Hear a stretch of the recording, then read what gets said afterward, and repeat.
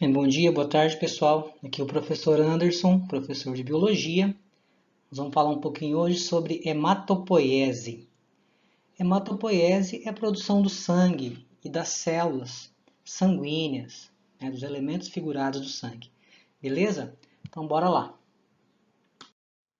Então, pessoal, aqui nós temos um esqueleto de um adulto, e do ladinho o esqueleto de uma criança, tá? Observem que esse esqueleto possui algumas regiões que estão pintadas em vermelho. Então, o que isso representa?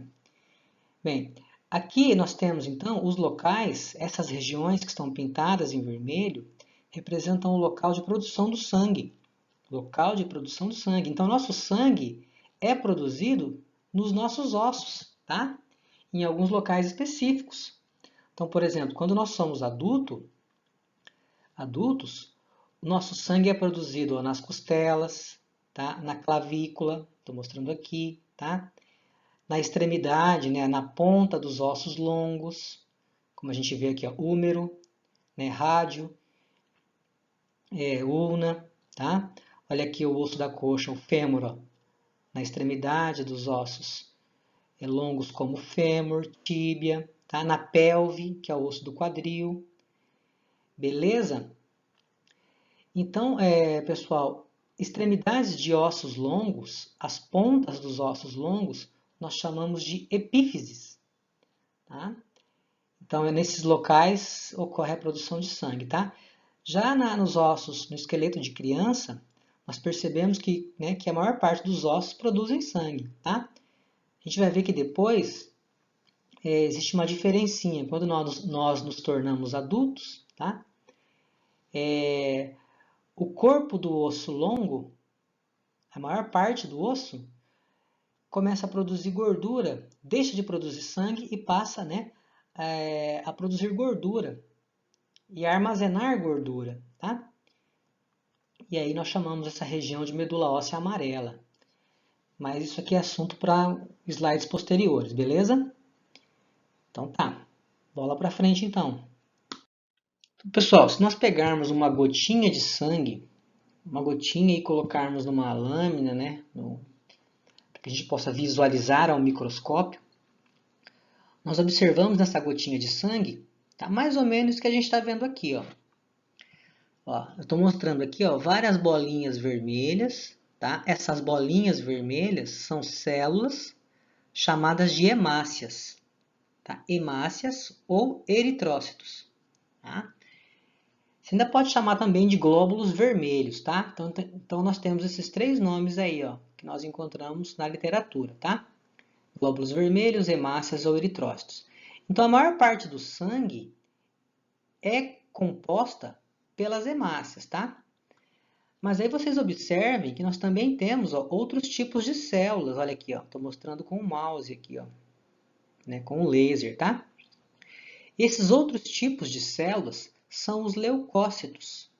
Tá? Leucócitos são também conhecidos por glóbulos brancos. Tá? Glóbulos brancos. Então, os leucócitos, moçada, eles estão envolvidos na função, eles têm função de defesa. Eles participam do nosso sistema imunológico. Então, eles nos defendem, contra invasores, contra micro-organismos, bactérias, vírus, fungos microscópicos, ou toxinas, corpos estranhos, tá? Beleza? Então, olha só, a gente vai dar uma olhadinha depois na função deles, tá? Mas, a princípio, o que nós temos que saber aqui é que no sangue, tá? Na corrente sanguínea, nós encontramos alguns tipos celulares, tá? Como eu falei, as hemácias, que são esses glóbulos, essas bolinhas vermelhas aqui, as hemácias têm a função de transportar oxigênio. Então, elas carregam o oxigênio pela corrente sanguínea, tá? O oxigênio ele é ligado numa proteína presente dentro das hemácias, uma proteína que nós chamamos de hemoglobina, tá? Então, as hemácias elas têm essa função de transportar o oxigênio na corrente sanguínea, tá? E distribuir esse oxigênio para as células do corpo, tá? Beleza? E os glóbulos brancos, ou seja, os leucócitos, estão envolvidos com a nossa defesa, né? Beleza? Bora para frente. Então, pessoal, como nós falamos agora há pouco, leucócitos, né, leucócitos são também conhecidos como glóbulos brancos, tá? Glóbulos brancos. E na verdade, nós encontramos vários tipos de leucócitos. Então, se vocês observarem na foto do slide anterior, né, nós vimos isso aqui lá, né? Então, aqui nós temos um esquema representando o que nós vimos no slide anterior, né? Então, existem vários tipos de leucócitos com nomes diferentes.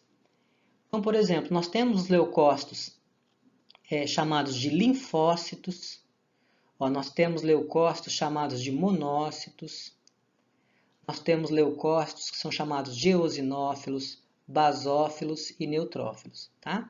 Então, esses são os tipos de leucócitos, de glóbulos brancos que nós encontramos no nosso sangue, beleza? Tá, mas qual é a diferença entre eles? Então, olha só. Os leucócitos são divididos em agranulócitos e granulócitos, tá? Na biologia, a gente já falou sobre isso algumas vezes, tá? Mas vamos lembrar, tá? Sempre que a letrinha A aparece antes de uma palavra, então isso indica negação, né? Ausência. Então, por exemplo, agranulócitos. Isso mostra, então essa letrinha A diz que esses leucócitos granulócitos não possuem grânulos, não possuem granulozinhos, bolinhas aqui presentes no interior das células. Tá?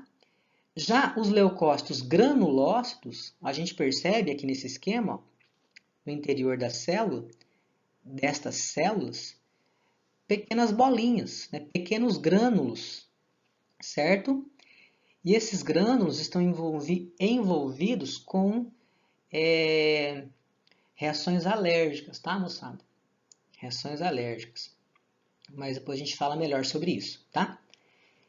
Então, os leucócitos que não possuem grânulos no interior das células, ou seja, os agranulócitos, são os linfócitos e os monócitos, certo? Já os leucócitos que possuem grânulos no interior das células, são chamados de eosinófilos, basófilos ou neutrófilos. Beleza? Então tá, como eu disse, só repetindo, os leucócitos que possuem grânulos, né, normalmente estão envolvidos com reações alérgicas, tá? Então, bora passar para frente.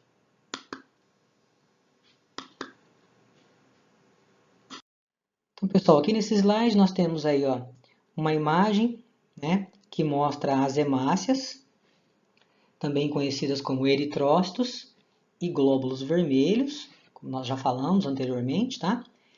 Vocês observem que as hemácias são as células mais abundantes, tá? No sangue, tá? São as mais comuns, tá? E observem que elas têm uma concavidade, ó. Vocês percebam aqui, ó, um afundamento, né, na membrana, tá? Ó. Esse afundamento, essa concavidade ocorre dos dois lados. Por isso, nós dizemos que as hemácias são bicôncavas. Bi, que significa dois, né? Então, possui concavidade dos dois lados, tá? São bicôncavas.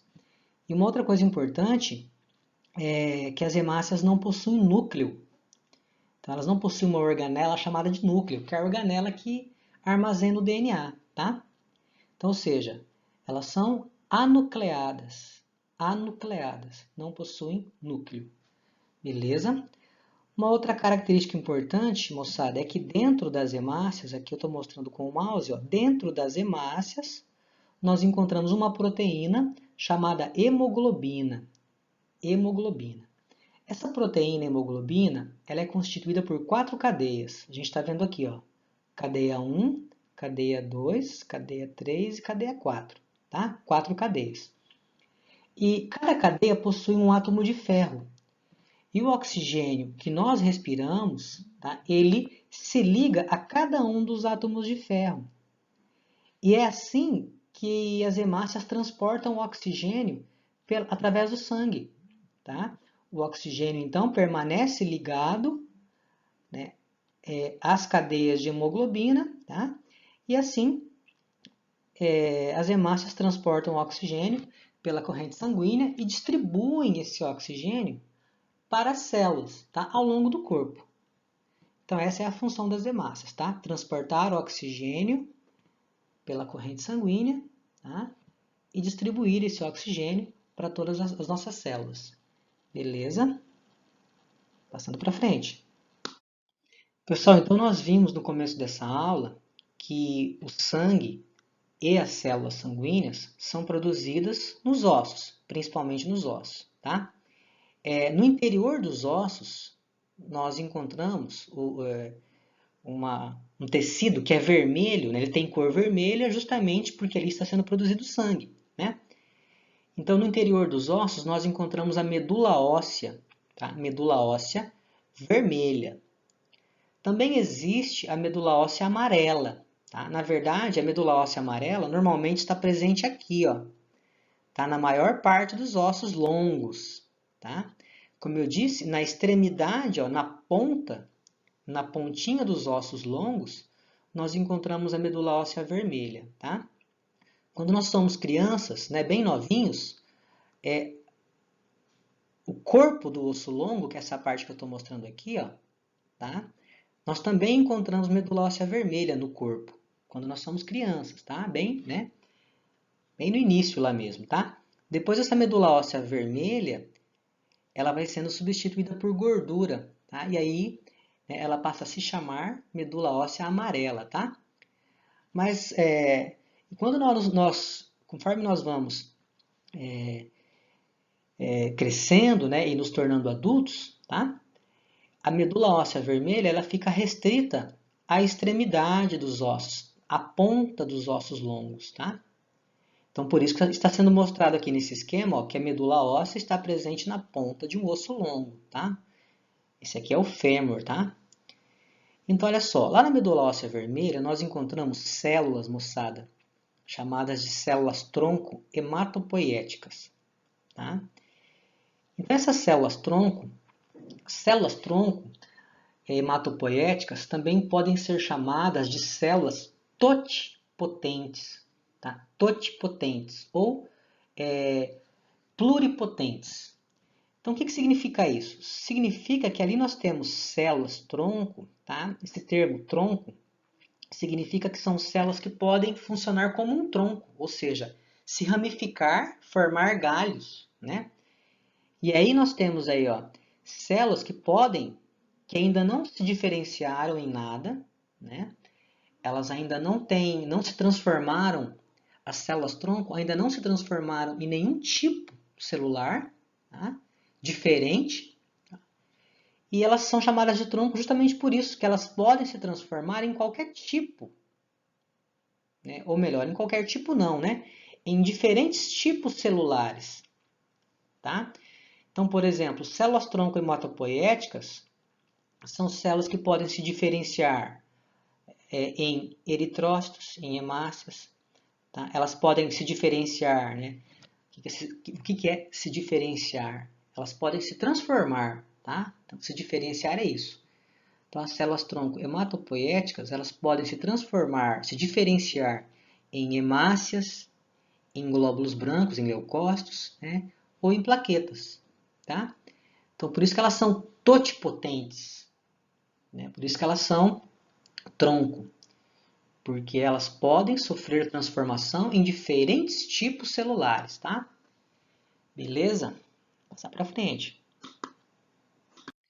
Então, pessoal, o termo hematopoiese, tá? Hematopoiese significa produção de sangue e células sanguíneas, tá? Então, como nós vimos, as células sanguíneas, né, as hemácias, os leucócitos, são produzidos na medula óssea, né, ou seja, no interior dos ossos, tá? No interior dos ossos. Cuidado para não confundir, tá, com medula espinhal, tá? Que é uma estruturazinha nervosa que nós encontramos ali nas costas, dentro das vértebras, tá? Que tem início, tá, na região encefálica. Então, medula óssea é diferente, tá, de medula espinhal. A medula óssea, então, é o local de produção das células sanguíneas e do sangue, certo? Então, ali na medula óssea, nós temos aquelas células tronco, aquelas células que vão se transformar em diferentes tipos, né? Em outros tipos de células, tá? Então, esse tipo de célula tronco, na verdade, para formar as células sanguíneas, essas células tronco, primeiro se diferenciam em duas. Olha só, estou mostrando a flechinha aqui, ó. Tá? Então, essas células tronco podem se diferenciar, tá? Primeiramente, em dois tipos celulares. O primeiro tipo é chamada de célula-mãe linfóide, que está aqui, ó. O segundo tipo é chamada de célula-mãe mieloide. Beleza?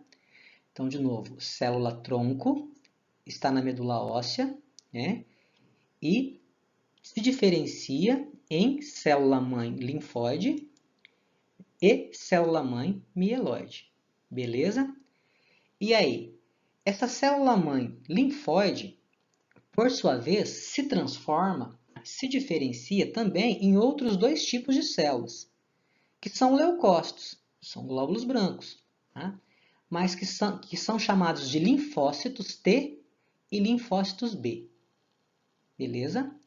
Então, célula-mãe linfóide, tá? Se diferencia, se transforma em linfócito B ou em linfócito T, ou melhor, E linfócito T, tá? Já a célula-mãe mieloide, que está aqui, né, ó, que foi produzida a partir da célula-tronco também, ó, a célula-mãe mieloide, por sua vez, pode se diferenciar em hemácia, glóbulo vermelho, né? Pode se diferenciar em monócitos, pode se diferenciar em neutrófilos, em basófilos, em eosinófilos e em plaquetas. Tá? Beleza? Então aqui nós temos, né, ó, diferentes leucócitos também, ó, né, diferentes leucócitos, diferentes glóbulos brancos. Nós temos as hemácias que transportam oxigênio, né? Os leucócitos, como eu disse, né, estão envolvidos na nossa defesa. E as plaquetas, moçada, na verdade não são células, tá?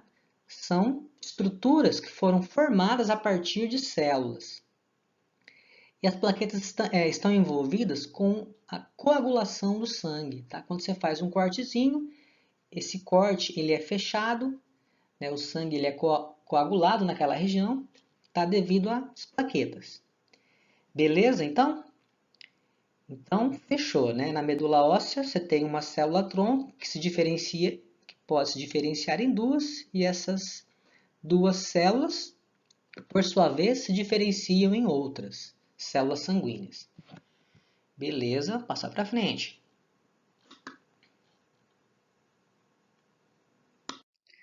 Então, moçada, nesse slide nós temos uma tabelinha, tá, que mostra, ó, os diferentes tipos de glóbulos brancos, de leucócitos, tá, os diferentes tipos, e aqui a forma, né, que eles possuem, tá? Então, olha só, o primeiro tipo de leucócito é chamado de neutrófilo. O neutrófilo ele é o mais abundante, tá? É o mais encontrado no sangue. Olha o formato que ele possui, ó. Isso que a gente está vendo aqui, ó, em roxo, né, um azul escuro, isso aqui é o núcleo, tá? É a estrutura que contém o DNA. Vocês observem que o núcleo, no neutrófilo, ele é dividido em três partes. Então, por isso nós dizemos que o neutrófilo ele possui núcleo trilobulado, tá? Três lóbulos, três partes. Núcleo trilobulado, tá? E o neutrófilo, moçada, a principal função dele é comer bactéria. Então, se ele está ali no sangue, tá? E encontra uma bactéria, ele sai correndo atrás dessa bactéria e fagocita. Tá? O que é fagocitar? É comer, então ele come bactérias, tá? E assim nos protege contra a infecção bacteriana. Beleza? Tá. Próximo tipo de leucócito é o eosinófilo. O eosinófilo, como a gente está vendo aqui, ó, é um leucócito granular. Então a gente consegue perceber aqui por essa imagem ó, a presença de várias bolinhas, de vários grânulos, tá? E dentro desses grânulos nós encontramos uma substância química chamada histamina. Histamina com H, tá? Olha aqui, ó. Histamina, tá? Então o eosinófilo ele está presente em reações alérgicas, tá? Sempre quando você tem uma alergia, a tua pele fica vermelha, tá? Por quê? Porque o eosinófilo, ele está participando dessa reação, ele liberou histamina no tecido, tá? E a histamina aumenta o edema e você percebe ali uma vermelhidão, tá? Então, liberação de histamina pelo eosinófilo. O basófilo tem a mesma função, tá? O basófilo também produz, também possui grânulos, tá? Também possui grânulos com histamina e também está envolvido em reações de alergia, tá? Reações alérgicas. Quando você tem uma alergia, você vai na farmácia, né? O médico te indica, o farmacêutico, um antihistamínico. Ou seja, uma substância que vai reagir contra a histamina liberada pelos leucócitos, eosinófilos e basófilos, tá? Para diminuir, né, a produção de histamina por essas células e a vermelhidão do tecido. Beleza? Tá. O que mais? Nós encontramos também leucócitos chamados de linfócitos. Olha a estrutura de um linfócito. Possui um núcleo grande, tá? Então, o linfócito a gente identifica, né, justamente por essa característica, tá? O linfócito produz proteínas chamadas de anticorpos. Então, os linfócitos produzem anticorpos e eles também estão envolvidos na destruição de células infectadas por vírus. Então, se você está com alguma virose e o tecido, um órgão específico foi infectado por vírus, provavelmente na tua corrente sanguínea os níveis de linfócitos estarão altos. Tá? Para tentar combater, para tentar destruir essas células que foram infectadas por vírus. Tá? É assim que o médico ele identifica se você está com uma virose, por exemplo. Você leva o teu exame de sangue lá para ele, tá? Então ele vai olhar lá, neutrófilos, como é que está o nível de neutrófilos no sangue, como é que está o nível de eosinófilos. E quando ele chegar aqui em linfócitos, se ele perceber que o nível de linfócitos está alto, né, com relação a um período normal, né, a um número normal de linfócitos, se ele perceber um número alto de linfócitos, ele vai te falar, você está com alguma virose, né, alguma infecção causada por vírus, tá? E vai te passar um medicamento para combater isso aí, tá? Então é bacana saber isso, tá? Porque a gente também consegue entender o nosso, né, os nossos exames sanguíneos, beleza? Tá. Nós temos também aqui os monócitos, que são encontrados também na corrente sanguínea. Olha a forma do monócito, ó.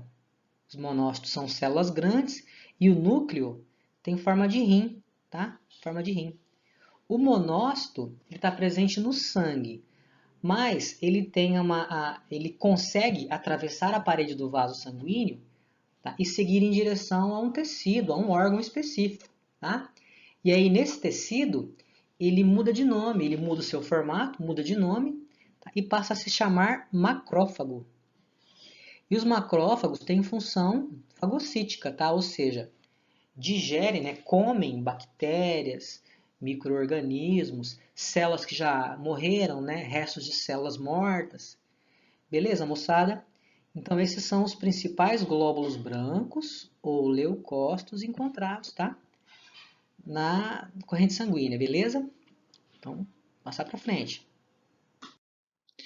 Então, pessoal, quando a gente sofre um corte na pele ou em qualquer parte, né, qualquer órgão, esse corte atinge um vaso sanguíneo, como a gente tem aqui, estou mostrando um esqueminha, tá, de um vaso sanguíneo.